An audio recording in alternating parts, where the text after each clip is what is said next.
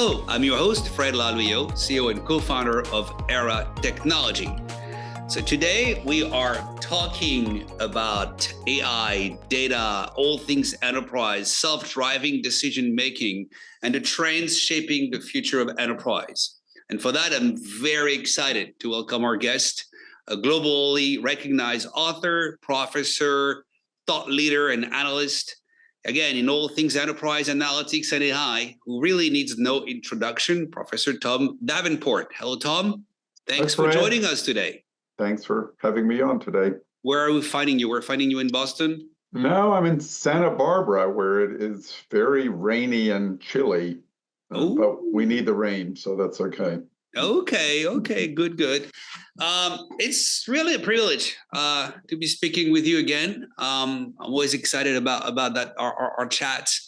I don't know if you remember, the first time I think we chatted was when I was with business subjects or with SAP, probably almost 20 years back. I think our friend Stephanie Buscemi had retained you to do some work with us. So I remember chatting long time ago, and then we talked again over the years. Last time I think was in 2019. We'll come back to that. But before we start, tell us a little bit more about yourself, about your role, about your role at Babson, and what are your priorities? What are you focusing on these days? Sure. So I'm a distinguished professor at Babson. I teach only AI, it appears. I've been doing that since 2016, I think, at Babson. I'm a visiting professor at the University of Virginia, Darden School at the moment, and I have a minor MIT research appointment, and I work with Deloitte as a senior advisor. But what am I working on? I just finished a draft of a book about called The New Science of Customer Relationships, about why we've been promised one-to-one relationships with the companies for 30 years or so, and it hasn't really happened much yet. And then last year, I published a book called All Hands on Tech, the AI-powered citizen revolution, about citizen development, citizen automation, citizen data science. 5 other books on AI, I think, and recently wrote an article in Harvard Business Review about how to marry process and AI, in which I mentioned your company. And I've been interested in process reengineering since the 1980s, I think, and it seems to me it's coming back a little bit. I was interested in decision management, decision intelligence for a while as well. I couldn't get anybody to pay much attention to my work on that topic. You've probably done better in that area than I have. Well, we'll talk about this because it's interesting. I got some questions for you about the timing of our discussion today and the evolution in the market. So let's dive in. I mean, you got more than 20 plus, books that you've authored, and I've read a few of them, and it's. Do you have a severe insomnia problem or something, Fred? Or? I'm like you. I like enterprise stuff. I like technology. I don't know why. I have this passion, but it's been my career. So I think I've read a few of your books and always enjoyed them, and looking forward to reading the next one. So let's dive in, right? So today we're talking AI, agentic, and autonomous enterprise. And I mentioned earlier our chat in San Francisco in 2019. And around that time, you produced an article in the MIT Sloan Review that was titled, I don't know if you remember, but it was titled Self-Driving Companies Are Coming, in which, does that ring a bell? Do you remember that? Yes, and you were an example of that, right? Yeah, I think, that's fair. So you were drawing a parallel between the level of autonomy of a self-driving car, which at the time was not a reality. Today, if you're in San Francisco, you take Waymos all the time. So the self-driving cars and the self-driving enterprise, parallel between the level of autonomy of self-driving cars and self-driving enterprise. And if I quote you here, you were saying back in 2019, step by step, autonomous solutions will be integrated into the day-to-day management and operations of organizations. Pretty prescient. I agree with you. Since 2017, we've been working exclusively on that topic. But we're 6 years later. Where are we on the journey? We know that the self-driving cars are a reality. Where are we with the self-driving enterprise? How would you characterize the level of autonomy that some of the best in class are achieving today? Well, it's interesting. I was just reading a piece by Rod Brooks, the MIT computer scientist yesterday, who invented the robot vacuum and various other robots. And his argument is he's always been very conservative, but his argument is we're not quite there on autonomous vehicles because apparently even Waymo has humans who can reach in remotely and take over when need be. And nobody else seems to be even close to what Waymo does. But I think, maybe it's the same. I hear a number of people saying about agentic AI, that the same sort of 5 levels of autonomy apply that I think Society for Automotive Engineers did about self-driving cars. And I think I don't know, with autonomous cars, I think we're at maybe level 4 with the Waymos and so on out of 5. And maybe in businesses today, we're at level 3 and the most sophisticated companies. This may be true of autonomous vehicles as well. A lot of consumers say they don't want an autonomous car. I think you still have these pesky humans at the top of organizations that don't realize that they're not the best decision makers and don't want to give up the wheel in many cases. So, and there's some good things that humans do as well, but making complex decisions with lots of data is probably not one of them. Yeah, and making them close to real time and making them close to the point of impact and making them across the value chain where actually you extend the complexity and the data volume. It's absolutely not easy for humans or impossible for humans to do.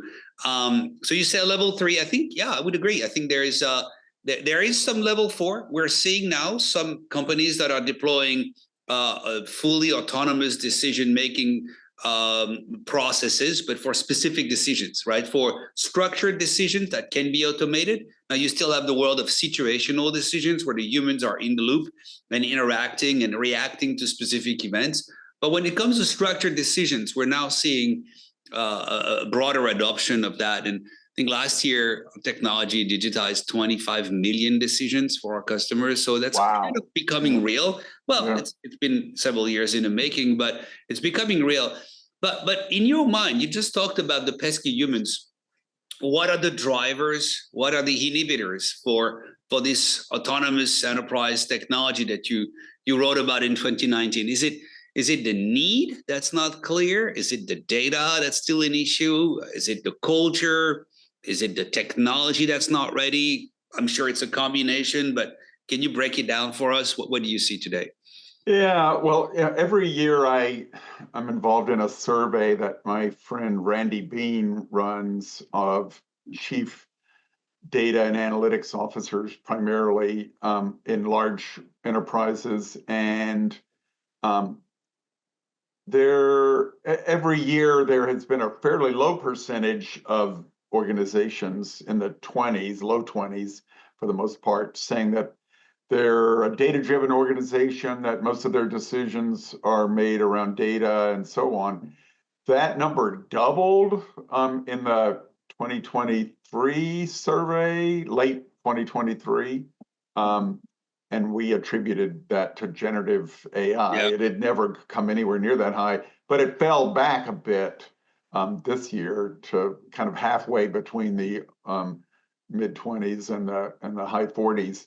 And so, and he asked another question, what's standing in the way of you becoming more data-driven as an organization? Is it people, culture, business process, et cetera, or is it technology? Yeah.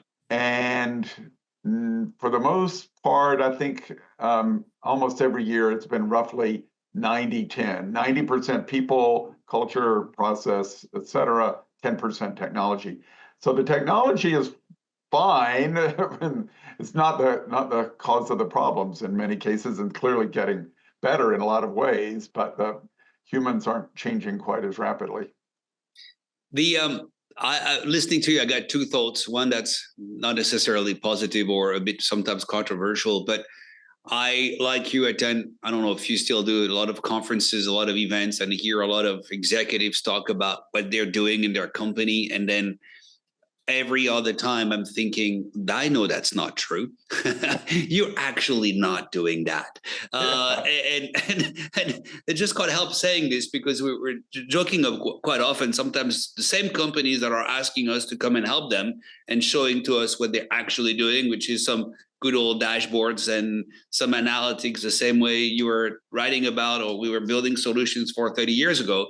And now there's been a bit of AI in it, and you call that a cognitive solution.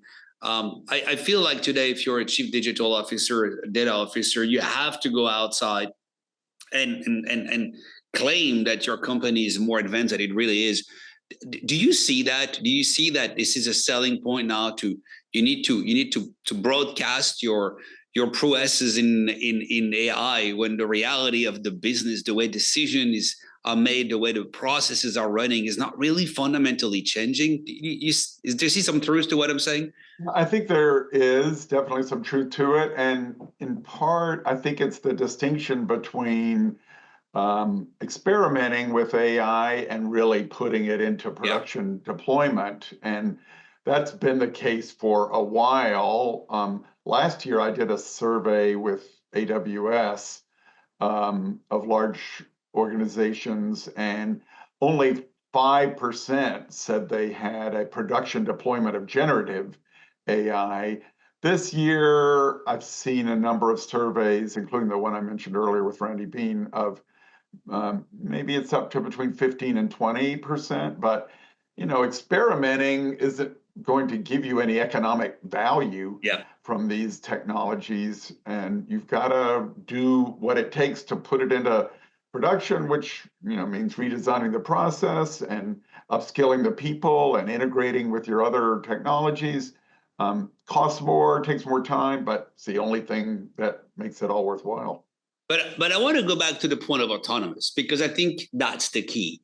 You can have systems of intelligence that provide insights, that shed some lights on problems, that deliver recommendations to humans who still have to analyze it and then make a decision. That's the whole point about getting insight. You end up making a decision. Yeah, the kind of thing you were doing at Business Objects, 15, way back 20 when. years ago. Yeah. And today, the insights is better. The difference that I see with our clients, those who are saying, no, I need to tie this back to my ERP.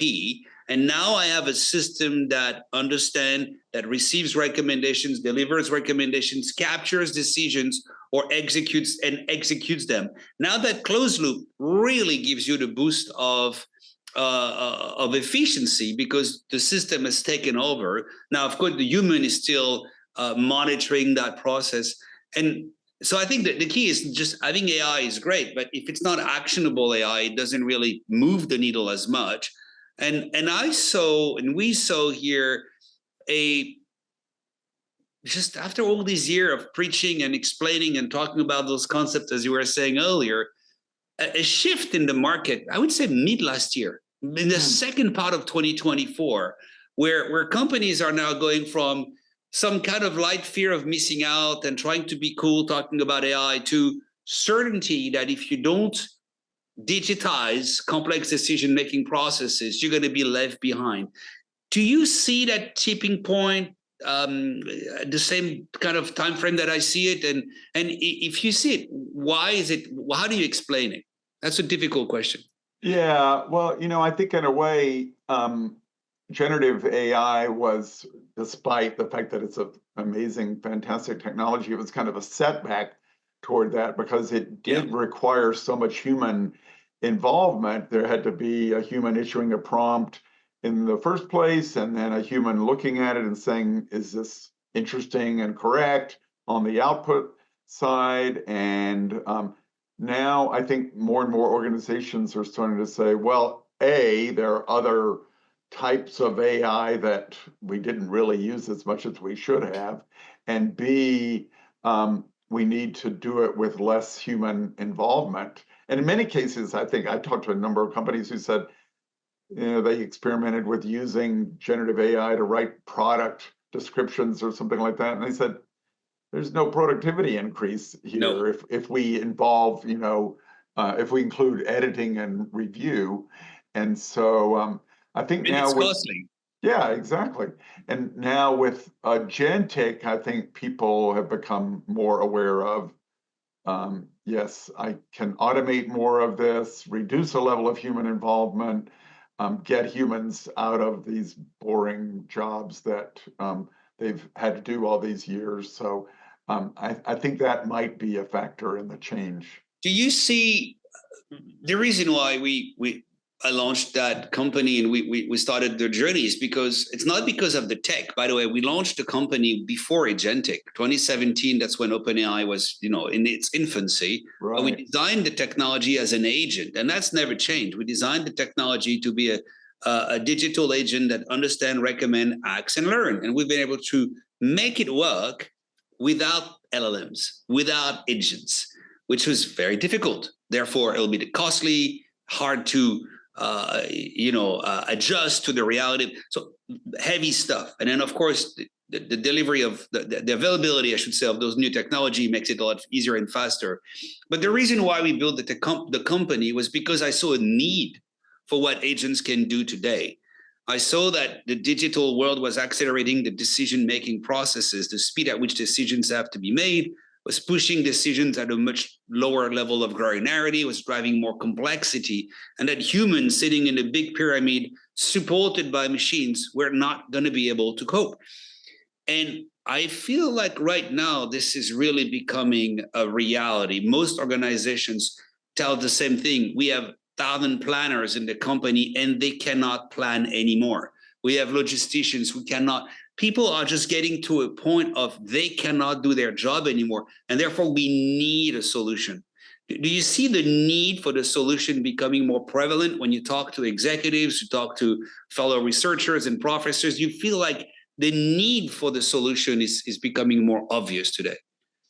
Well, I've been seeing it for a while among business people who I can remember going to one of those mega events in your home city called Dreamforce. I've heard of it. Yeah, it takes over the city basically.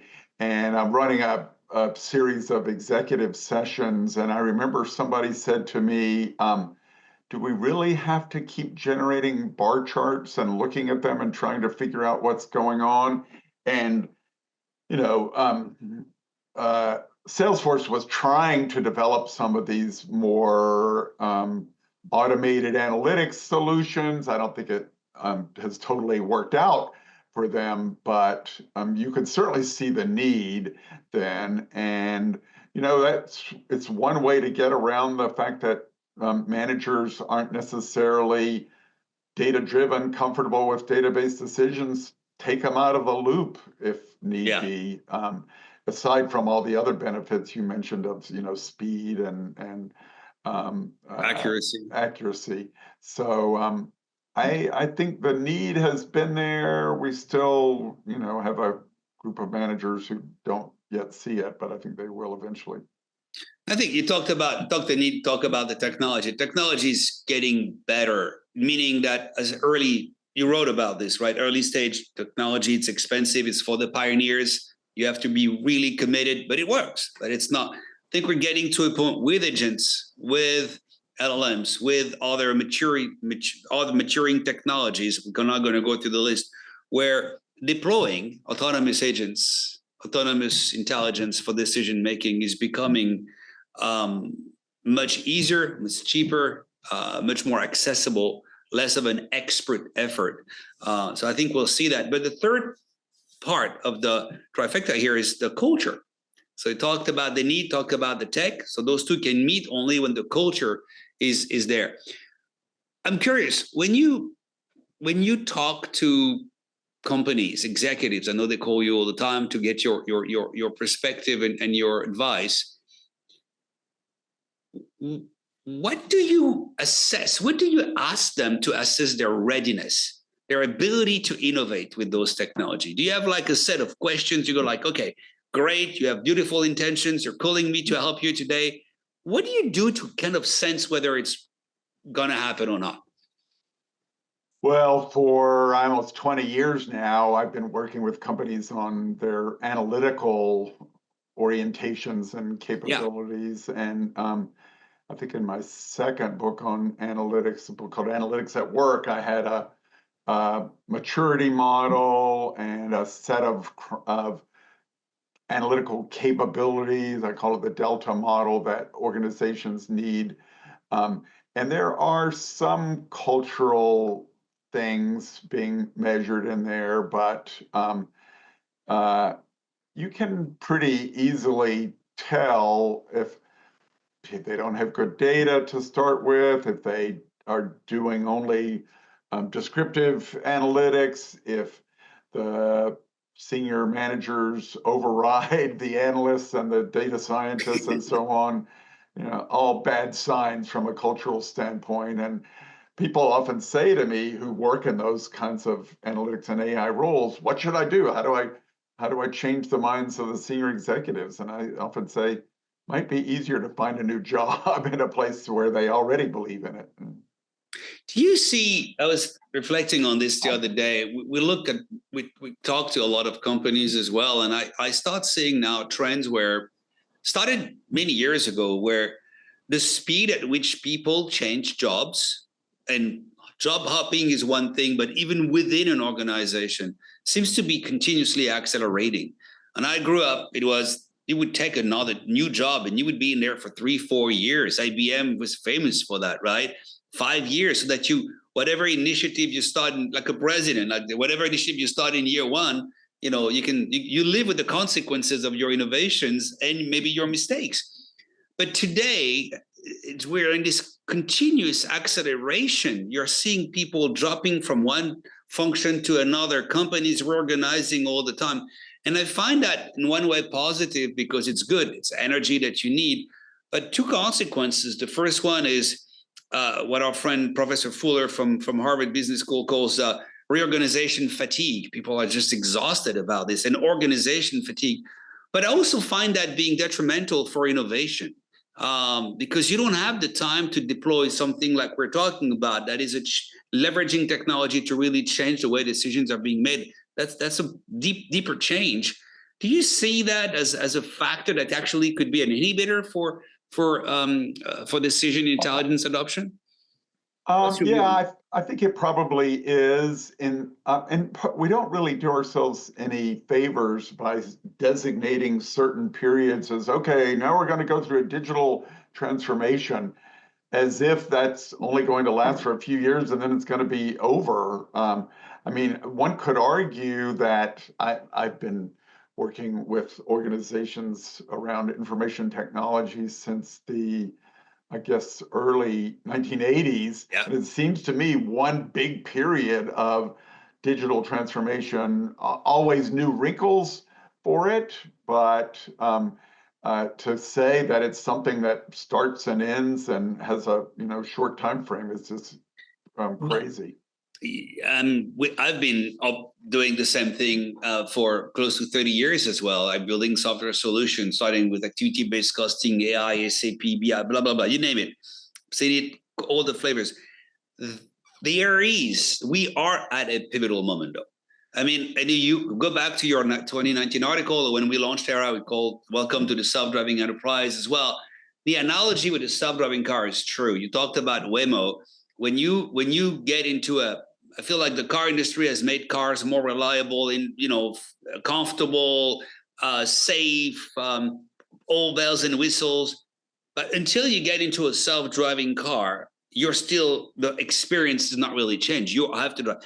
I feel like we're at that moment where the work that we've done for 30 years, making the tools and the organization more streamlined, it was still based on I'm giving people the ability to make better decisions. It's completely different than I have a system that makes decisions for me. It's going to change the structure of the organizations. We're going to see a massive delarization. We're going to see a complete change in competency and culture. And that's happening now. I'm glad we're seeing this right now, but didn't miss that part. But this is going to be a before and after. And I think the before and after is literally 2025. Do you see that? Well, I certainly see the technology changing at a very rapid pace, almost too rapid for a lot of people. I mean, I don't know how long it takes for a new agentic announcement to take place once every 10 minutes, maybe. Yeah. But one of the people I've done some work with, George Westerman at MIT, has what he called Westerman's law of technology changes rapidly, organizations change slowly. Very slowly. And so I do think it's starting to happen. I did some work back in the 80s and 90s on business process reengineering, and I think we didn't really, we were trying to do it with tools like SAP at the time, and that could be a bit challenging. I think with AI, people realize that there's an opportunity to enable entirely new ways of working and making decisions and so on. But is it still, it feels like about 10% of the companies get it now. I would like for there to be more. I don't know what you think the percentage is. I think the tipping point is now. I think you're right. It's 5 that are really doing it. We know a lot of them. It's more and more, but it is clearly more and more. But I think the tipping point is now where we're moving from a true pioneer market, right, crossing the chasm, to a bit of a broader adoption. I see the dialogue that we have with organization really changing from why would I need to do this to how quickly can I get it done. We're seeing our sales cycle shrinking from sometimes years. It used to take between the first conversation and something is up and running could be years. Now it's fastest for a very large deployment we're doing right now is 4.5 months. That was unconceivable even a year and a half ago. So I think we're seeing that tipping point. I hope we're seeing it. I'm excited about it. The point about technology versus organization readiness is very valid. I do believe that agentic will change things. I think the ability to go from, when I look at our platform, to go from scripting to instructing or scripting to formulas and models is radically different. And the ability to instruct without having to code, think about the flexibility, think about what you can do with it. It's day and night. It's a real revolution. Maybe I'm optimistic. That's what I do. I always say when you launch a company, take your absolute worst case scenario in terms of time and cost and pain, multiplied by 2, and if you're lucky, that's probably the right estimate. Only 2. I thought you would say maybe I said more than the that. absolute worst scenario. So you think, oh my God, if everything breaks loose, it's going to take me 4 years. Well, guess what? It's going to take you 8. But that's the fun part of what we do. Tom, I want to be mindful of your time and super grateful for the conversation. I have one more question, and you kind of touched on it earlier, which is fun.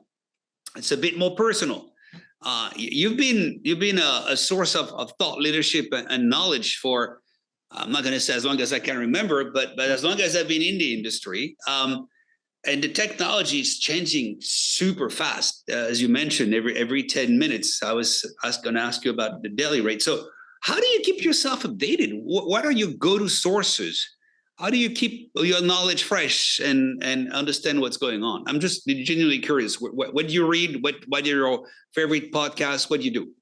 Well, like you, I would guess, I get probably, I don't know, how many newsletters on various aspects of AI, maybe 20 a day. I don't read them all, but I might skim them and see if there's anything really new.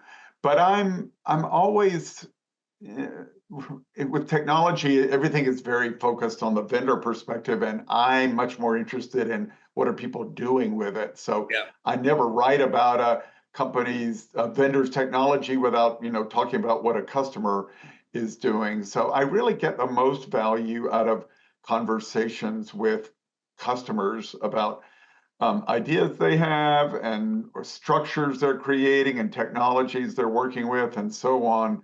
A few minutes ago, I just got off the phone with Procter and Gamble. I'm not doing any work with them at the moment, but I wrote something about them and said, "Oh, let's talk." And my wife said, "Why do you do that all the time?" And I said, "That's how I make my living."